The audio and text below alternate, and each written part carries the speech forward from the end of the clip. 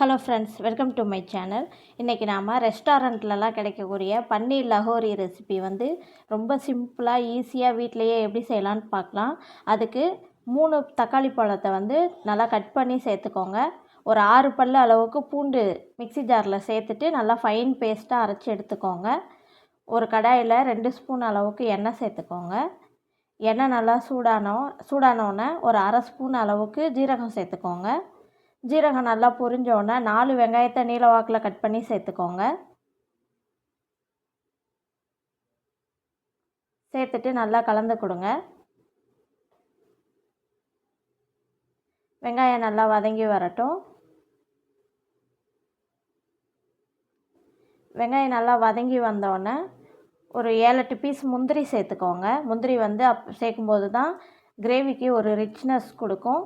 Gravy கொஞ்சம் திக்காகவும் ஆகும், கொஞ்சம் ரிச்சாகவும் இருக்கும். அதனால் முந்திரி கண்டிப்பாக சேர்த்துக்கோங்க.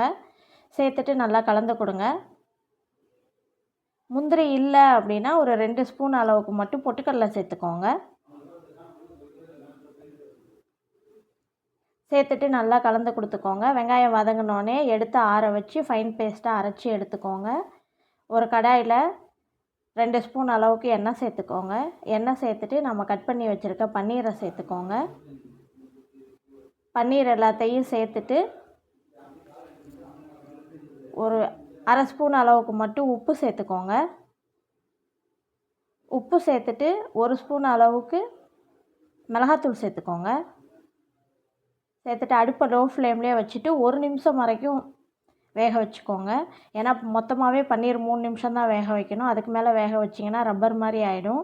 நம்ம கிரேவியில் வேறு வேக வைக்கணும். அதனால் இதில் 1 நிமிஷம் மட்டும் வேக வச்சுட்டு ஆஃப் பண்ணிக்கோங்க. வெங்காயத்தை நம்ம வதக்கி வச்ச வெங்காயம் ஆறினோடனே மிக்ஸி ஜாரில் சேர்த்துட்டு நல்லா ஃபைன் பேஸ்ட்டாக அரைச்சி எடுத்துக்கோங்க. வெங்காயத்தோடு சேர்த்து ஒரு 4 ஸ்பூன் அளவுக்கு தயிர் சேர்த்துக்கோங்க.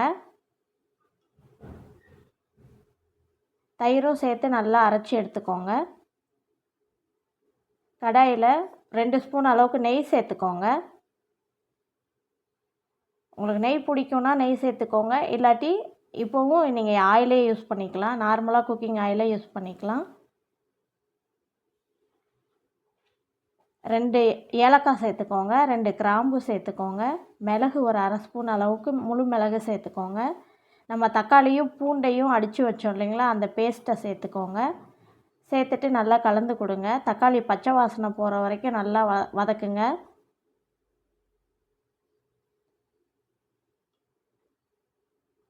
தக்காளி நல்லா வதங்கி வந்தோடனே நாம் அரைச்சி வச்சுருக்க வெங்காயம், பூண்டு, முந்திரி, தயிர் எல்லாம் அரைச்சி வச்சுருக்கோம் இல்லைங்களா, அந்த பேஸ்ட்டை சேர்த்துக்கோங்க. வெங்காயம் பேஸ்ட்டை சேர்த்துட்டு நல்லா கலந்து கொடுங்க. தண்ணி அதிகம் சேர்க்க வேணாம். மிக்ஸி ஜாரை கழுவி அந்த தண்ணியை மட்டும் சேர்த்தா போதும். சேர்த்துட்டு நல்லா கலந்து கொடுத்துக்கோங்க.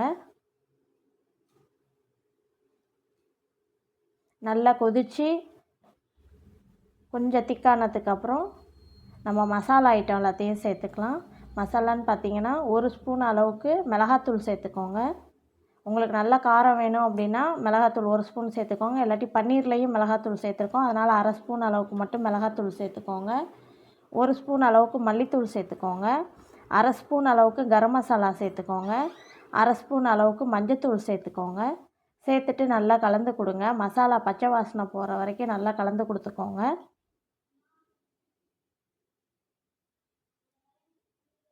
நல்லா கலந்துட்டு நல்லா கொதி வரட்டும். உப்பு கிரேவிக்கு தேவையான அளவுக்கு உப்பு சேர்த்துக்கோங்க.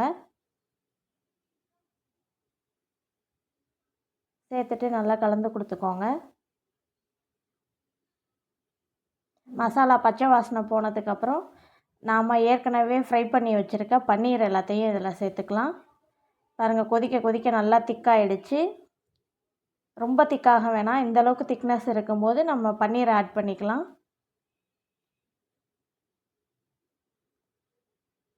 பன்னீர் சேர்த்ததுக்கப்புறம் ரொம்ப கிண்ட வேணாம். சேர்த்துட்டு லைட்டாக ஒரு கிண்டி விட்டு அப்படியே விட்டுருங்க. இல்லாட்டி பன்னீர் உடஞ்சிரும். மல்லித்தழை கொஞ்சமாக தூவிக்கோங்க.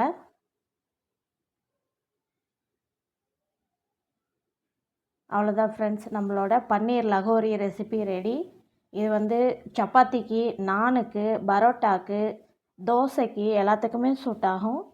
வீட்டில் செஞ்சு பார்த்துட்டு கமெண்ட் பண்ணுங்கள். சேனல் பிடிச்சிருந்துச்சுன்னா லைக் பண்ணுங்கள், ஷேர் பண்ணுங்கள், சப்ஸ்கிரைப் பண்ணுங்கள், சேனலுக்கு சப்போர்ட் பண்ணுங்கள். தேங்க்ஸ் ஃபார் வாட்சிங். இது போல் நிறைய இன்ட்ரெஸ்டிங் ரெசிபி வேணும்னா நம்ம சேனலை ஃபாலோ பண்ணிக்கோங்க. புதுசாக பார்க்குறீங்க அப்படின்னா ஒரு சப்ஸ்கிரைப் பட்டனை மட்டும் ஒரு அழுத்திடுங்க. தேங்க்யூ.